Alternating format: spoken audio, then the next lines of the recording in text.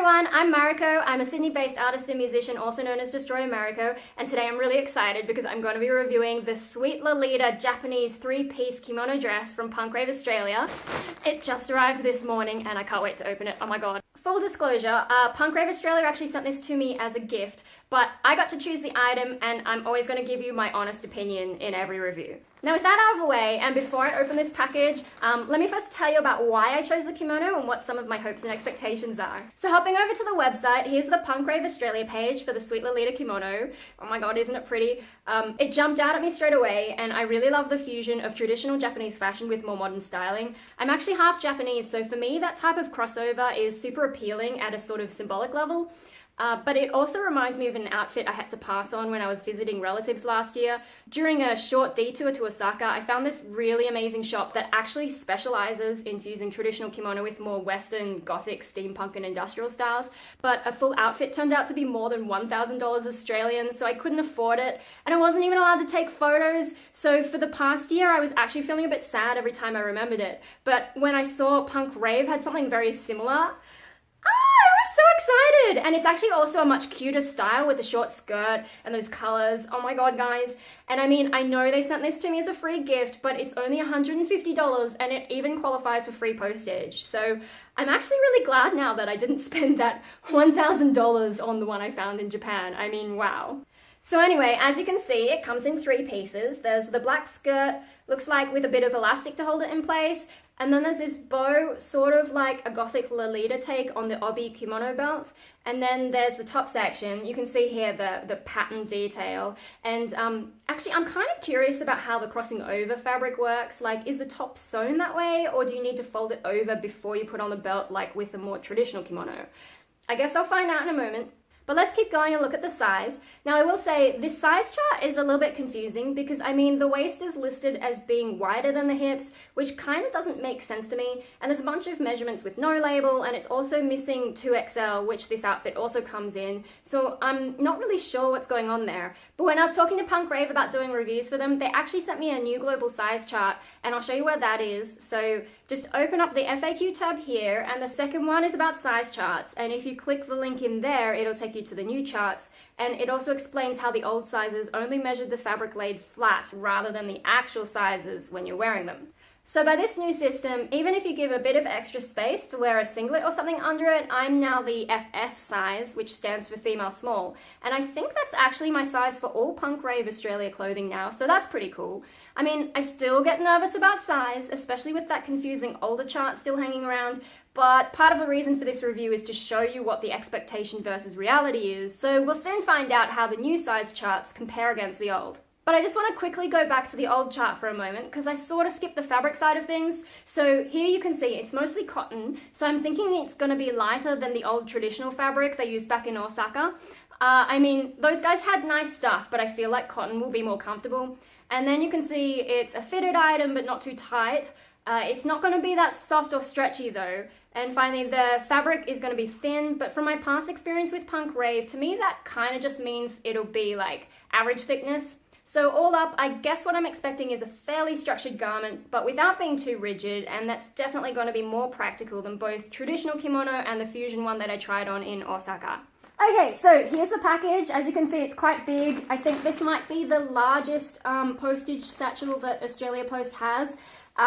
Yeah, it's standard postage, so I think it was sent out to me on Wednesday and it arrived on Monday, so that's 3 business days. So that was faster than before in the past.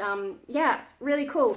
And so I was really excited. I didn't have to wait as long as I thought I was going to. As for customer service, I don't have anything to say specifically about this item, but I am in regular email contact with Rave Australia, and they always respond really quickly when I have a question and like answer everything pretty thoroughly. So I feel like if I did have any problems, it'd be pretty easy to have a chat with them and get things sorted out. Anyway, let's open it. All right, here we go. Oh my gosh. Oh my gosh, it's so pretty. Oh wow. I love that I can see all the colors as soon as they come out. I was just like, wow. So here's something interesting. I think Rave is related to another brand called Pion Pion, and so this one's come in a Pion Pion bag. I don't know, it's a bit hard to see because it's like black on, you know, mostly black pattern under there. But yeah, Pion Pion. And then there were some little patterns on here. I think you can sort of see this adorable, oh my god, adorable little bunny sort of thing with, that's also got Pion Pion down the bottom. Yeah, it's a bit hard to see because it's like red and black on top of red and black. But yeah, that's so exciting. Oh my god, cute. So yeah, I think Pion Pion, the little bows and things all over it. Adorable. So yeah, I think Pion Pion is like the Lolita branch of punk rave. How exciting! Oh my god. Okay, let's open it.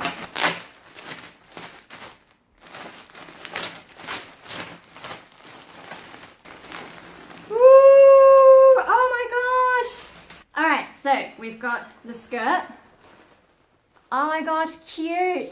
And can you see, I like that like it's black, but it also has the hint of the pattern underneath. It's sort of done as like, yeah, an edging underneath that lace. I don't know how well you can see. See, there's the lace. Yeah, so, you know, gonna give their outfit some continuity so that it looks like maybe it's one piece. Yeah, cool. And so that's stretchy. That's good. So yeah, if you need like a little bit of extra space, that'll help. It feels nice. Like sometimes I worry with the waistbands of different outfits, like maybe it's not gonna feel nice, but from just touching it now, I don't think that's gonna bother me. I can't feel anything really scratchy. So yeah, okay. So here is the bow. So I'll just like smooth it out. Oh, it's got like a little bit of a metal sort of thing so that you can shape it a bit better. That's kind of cool. So let's just, yeah, I guess because like they have to package it flat, that's a good way to, you know, get it back into shape. So that's really clever. Ah! And then I guess you tie it using the cords. And so here's the end of the cords here. I probably have to play around just to make sure I'm doing it right. But yeah, that's really cute. Sort of the decorative bow. On kimono you have obi, and that's like the belt, and then it ties up at the back, but you can get like pre-tied obi, and so I guess that's kind of like the function of this. Oh my god, it's so much bigger than I was like, yeah, wow. Oh, I just noticed. So actually, maybe those ties aren't so important. It has like you know on the back of a bra, it has those kinds of little clips, and there's a few different sizes so that you can adjust it for your waist. Oh, and here's actually, so it said 3-piece, but there's actually an extra piece for the belt, and that's how you get that extra stuff there. And what, is this stretchy? Oh, it is stretchy, so that's really good. Cool. And once again, it has these little bits that connect together. So yeah, neat. That makes it a little bit easier, I think. All right, let's look at the top now. Whoosh. Oh my god. Do I have enough space to actually show you? It's actually quite big. So here's the top, and if I can get the arm out. That's quite long. I'm going to have to show you more how that looks once I you know, do the full view, because that is quite big. Like, I don't know if you can see how long that is. Wow, exciting. Oh, and if you look like, I sort of saw a glimpse of this in the online picture, but you can see actually a lot better. I don't know how well this will show up on the camera, but can you see the black edging? And what's really exciting for me is now that I'm looking at it, there's actually dragons on this, and I really love dragons. I was sort of like, I mean, I love the patterning of this, but it is, you know, the flowers kind of look. And one of the things about that kimono in Osaka is it had dragon patterns on it. So I was like, oh, well, I guess like it's okay if there's no dragons, but there are dragons! Yay! I'm sorry to get all squealy, but it's got dragons on it, so now it's like got the perfect combination of patterns. Now the question that I was wondering before is how does this crossover work, right? What I've just noticed is it seems to have these little buttons. So that makes it easier to put on rather than like if it was sewn together and you're trying to pull it over your head, because yeah, it's got the tiniest bit of stretch, but no, I think being able to open it is a lot easier. And then once you put it on, pretty easy to close it up instead of having to tuck it in the right way, because traditional Japanese kimono, you have to like get everything in the right proportions, and you know, it's a bit of a pain in the butt to put on a Japanese kimono. But yeah, Oh my gosh. Oh, and I'll show you the tag because it's different to the Punk Rave tag. Pyon Pyon, and is it a little bunny? How adorable. Oh my god. Yay. Okay, so is there anything else? I think that's, oh, I'll just show the back quickly. You know, it's just the same adorable black and white and red pattern. Now the collar is a bit stiffer than the rest of the fabric. This fabric, yeah, being the cotton, it's thin but not super thin, doesn't feel like it would wear out too quickly, so that's really cool. The collar is a bit thicker, and yeah, once again it has a bit of that sort of dragon edging in there. But yeah, no, I just want to go and try this on now, so excuse me while I get dressed. Okay, so here's what it looks like on me. For size comparison, I'll put my measurements on this side, and I'll put the new global size chart measurements and also the old measurements, so you can sort of see like how things compare. It actually fits really well on me, but I'll just do a bit of a twirl and show you how things look. So.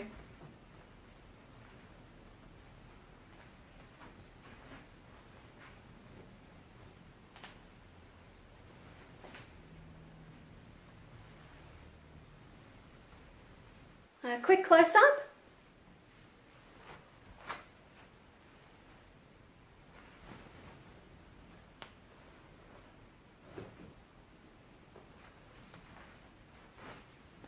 Okay, so I'm really happy with this, but let's have a talk about some of the details. So yeah, well, I think from looking at how it fits on me, it's basically perfect. So I think that settles it in terms of size, and Punk Rave Australia's website.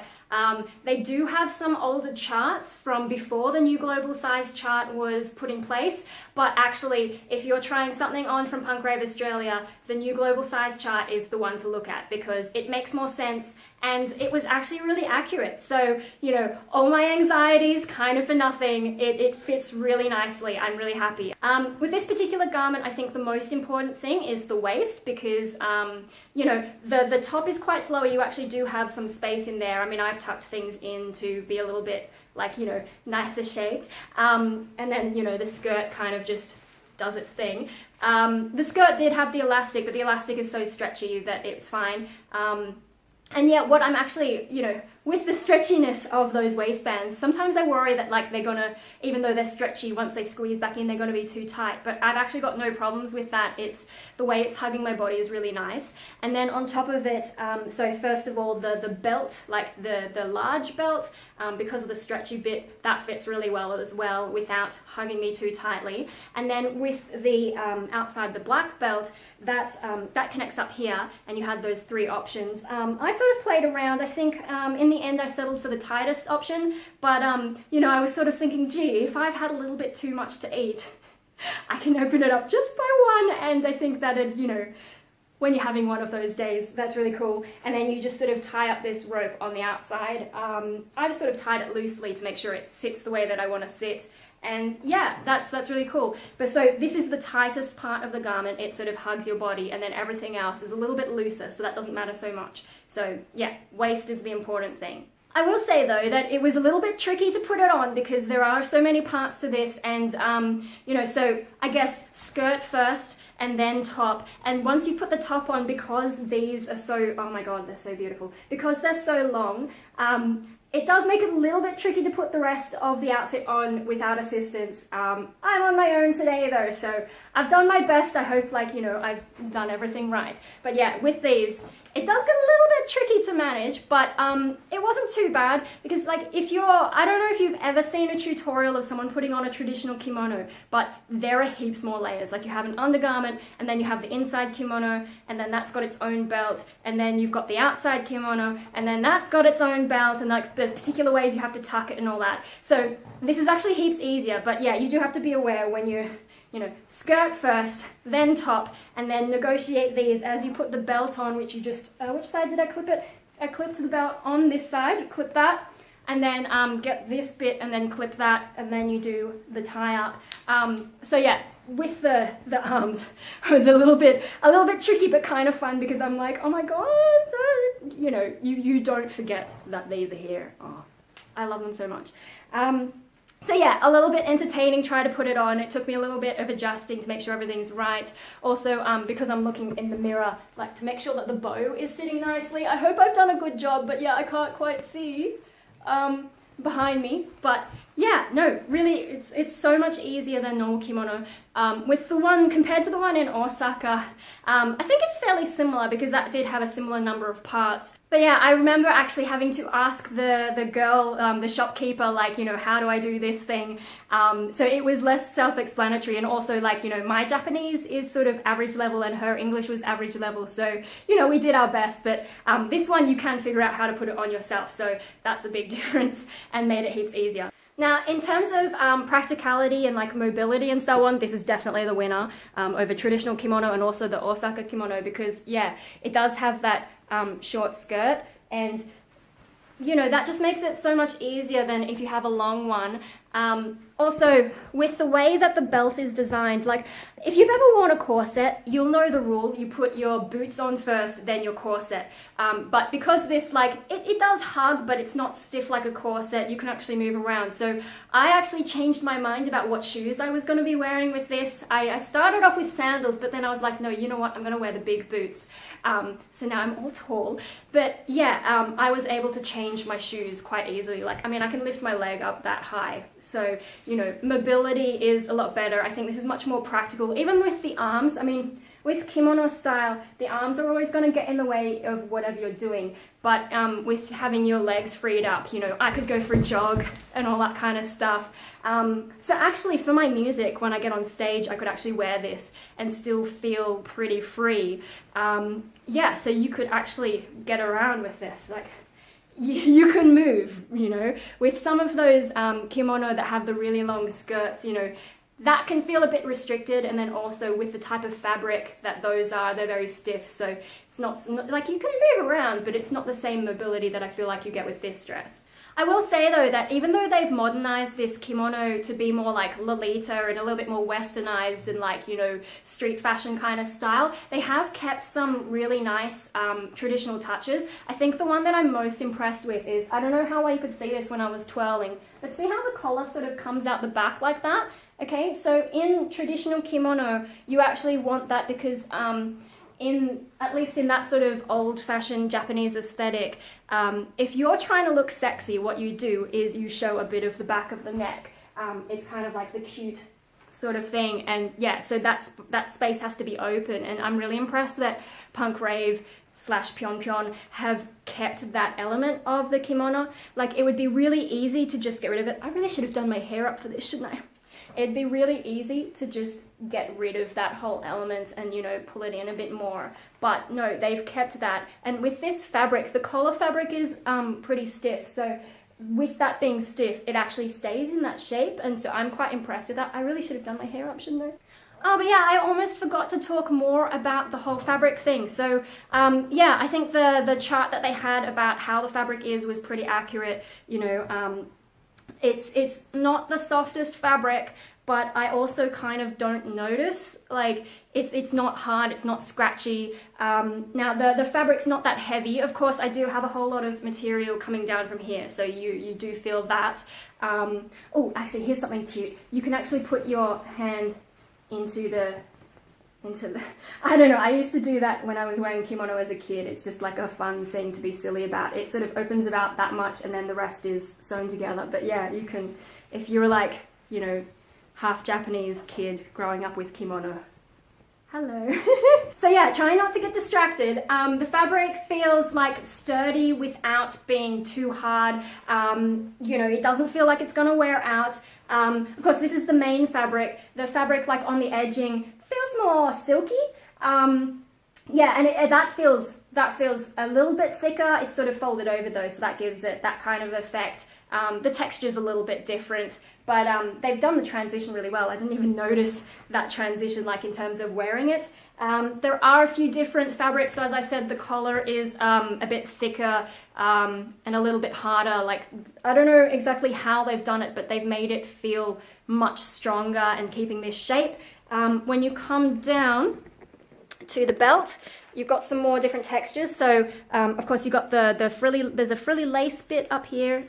there, you can see that. Then you've got like, you know, some edging there, and then it's this silky part that comes down to here, and then they've got more frills. Then you've got this like cool, oh, how can you see that? You've got this cool stretchy sort of bit that hangs over this is the bottom of the top. And yeah, that effect's really cool. I didn't really notice that when I was looking at the online picture. Now with this belt, the thickness feels a bit similar to the collar, so maybe they've used the same process, but it's actually got that same dragon pattern that you have on the edging here, so that's exciting. And then the rope, you know, is own thing. I think these might be plastic or wood, I'm not sure. But they're really cute. And then you've got your tassels. Oh, the tassels feel really nice and silky. They're cool. And then of course you come all the way down to the skirt. Probably a little bit difficult to show. Oh, I didn't show you the layers of the skirt, did I? So first you have the mesh layer that ends in the frills, and then ends underneath that you've got the pattern of the main kimono section. Then if you lift that up, you've got do you call this mesh? I'm not really good with different kinds of fabric, but it's sort of, this mesh is a little bit scratchier, but that gives you, I guess, more of the volume in terms of the skirt. And then under that, so that I don't feel scratchy, is this sort of more silky fabric. So I'm not sure what that is. I mean, I know the website said it's mostly cotton, but I think this might be something else. It's not stretchy though, but yeah, it actually feels really nice because of that silkiness. So you've got your 3 layers in the skirt. And then, yeah, it expands really nicely so that when it falls together, you get that volume and that shape that brings it out like that. But yeah, no, actually, this is much more comfortable than some of the other skirts I have that have this kind of meshing, because some of those, they don't have enough of this underskirt to stop it from touching your leg, so that actually scratches. But when I'm moving around, there's not so much of that. So actually, yeah, no, now that I think of it, I'm impressed with that the skirt doesn't bother me, because yeah, I bought so many nice skirts while I was in Japan, and some of them do feel scratchy. And like actually the mesh on this one is harder than some of those skirt meshes, but this outfit doesn't bother me in the same way. So actually that's really cool. So I hope that's not too confusing, because I'm kind of just like giving you my reaction on the spot. But yeah, this bit, the top bit, is sort of its own mesh, but that's like a really soft mesh. This bit's the hard mesh, and then this is the soft silky stuff again. Hope that makes sense. So I guess the last thing I have to say about this outfit is to do with like the temperature and what kind of weather you want to wear this out in, because there are a few different layers, and I feel like maybe the middle of summer is not the time for this kind of outfit, even though you do have, you know, the short skirt. So the kind of weather I'm thinking for just how I feel today is probably like late autumn or early winter. Although you could probably wear it in winter as well, like if you put on some leggings and, you know, something underneath to keep you a bit warm. It does have some space in here, so maybe the only thing you need to worry about is like the waist, but it does have, you know, maybe a centimeter or 2 that you could play with if you needed to put, you know, an inside jumper under there somehow. Yeah, just because today, like, it's about 30 degrees outside, and I don't think I would want to go for a walk in this. That's kind of what I'm saying. You know, like, it's not super thick here. I do still feel like it's holding in some of the warmth. So I'm not sure if that's because of the fabric or the pattern or whatever, or maybe it's just my core temperature, because the main layers are around here, and yeah, I do feel a bit warm in this sort of area, and maybe that's spreading to the rest. I think also because it's not like, you know, a sort of soft billowy kind of fabric, like it's the kind of fabric that will hang like this instead of blowing a lot in the breeze. I don't know if I'm explaining that really well, but it feels like the kind of fabric that, you know, if a breeze came along, it's not really going to cool you down a whole lot. So yeah, I think later into autumn and early winter, it's probably the better time, because yeah, even when I was putting it on, because like the house isn't that cool today, I was feeling a bit warm as I was putting it on. So that's something to be aware of. If you're looking for a summer outfit, I would say this isn't the thing. I know there are summer kimono, we call them yukata, but they are made of a much lighter fabric, whereas this is sort of an in-between fabric. So yeah, that's something good to know. If you are gonna go out in the hot weather though, I guess you could follow the pictures on the website. You know how she's got the umbrella and the fan? That might be a way to keep you cooler. But yeah, so I think that covers everything. I'm really happy with how it fits, how it feels, how it looks. I should probably do my hair up when I'm going to wear it though. I'm really happy with the mobility as well because especially being a performer but also just being a practical person, I like that, you know, the short skirt means I could actually get out and, you know, dance and all that kind of stuff. So yeah, I think all round this is just a really great outfit, and I love that it sort of brings me back a bit more to like my Japanese background. That whole fusion is really cool. So yeah, I think that's all I've got to say for now, so I'm going to wrap up this video. I hope you enjoyed it. Let me know what you think, and I will see you guys all next time.